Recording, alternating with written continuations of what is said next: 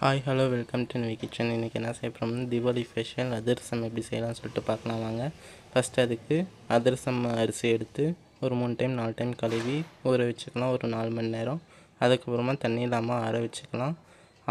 ஆற வச்ச பின்னாடி எடுத்து அரைச்சி வச்சுக்கலாம் பவுட்ரு. அப்புறமா வெல்லம், பாவு கசத்துக்கு வெல்லம் எடுத்து ஒரு கிளாஸ் தண்ணி ஊற்றி கரைச்சிக்கலாம். கரைச்ச பின்னாடி அதை வடிகட்டிக்கலாம் பாவை.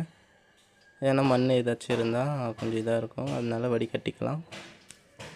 வேறு ஒரு பாத்திரத்தில் வடிகட்டிட்டு நல்லா கொதிக்க வைக்கலாம். பாவு ஒரு 10 நிமிஷம் கொதிச்சேன்னா அந்த பதம் வந்துடும்.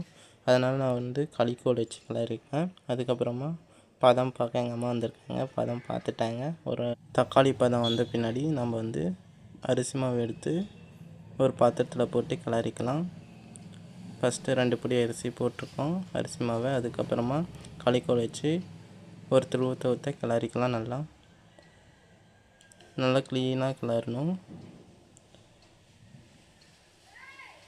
ஆனால் கிளறது தான் இருக்கிறது ரொம்ப கஷ்டம். இதை சுடு சுடாக வச்சு கிளறது நல்லா கிளறிட்டு பின்னாடி ஒருத்தர் போடணும், ஒருத்தர் கலக்கிட்டே இருந்தோம்னா சரியாக போகும். இந்த அளவுக்கு ஆகும். இது இன்னும் நல்லா கிளறணும், மாவு இல்லாமல் நல்லா க்ளீனாக கிளறினோம்னா இந்த மாதிரி வரும். கடைசியாக கொஞ்சம் எண்ணெய் ஊற்றிக்கலாம். இதில் பார்த்திங்கன்னா இப்படி தான் இருக்கும் மாவு. அதுக்குமா கொஞ்சம் பாவு மிச்சம் ஆயிடுச்சு. அதில் நாங்கள் கடலை மிட்டாயும் பொரியுண்டையும் பண்ணோம் இருந்தது. அதுக்கப்புறமா காலையிலே எழுந்து எண்ணெய் சூடு பண்ணி அதிரசம் போட்டு பார்த்தோம். நல்லா தான் வந்திருக்கு பாருங்கள். 2 சைடும் ப்ரௌனாக ஆகிற அளவுக்கு இது பண்ணிக்கணும். ஸ்லோவாக வச்சுக்கலாம் எண்ணெயை. பாருங்கள், இந்த அளவுக்கு ப்ரௌனாக ஆன பின்னாடி எடுத்து எண்ணெய் இல்லாமல் வடிகட்டிக்கலாம். நாங்கள் தனியாக அதுக்காக எடுத்து வச்சுருக்கோம்.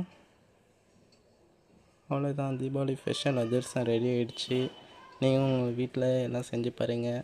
தேங்க்யூ ஃபார் வாட்சிங் this. Happy Deepavali. Thank you so much for வாட்சிங் திஸ் வீடியோ.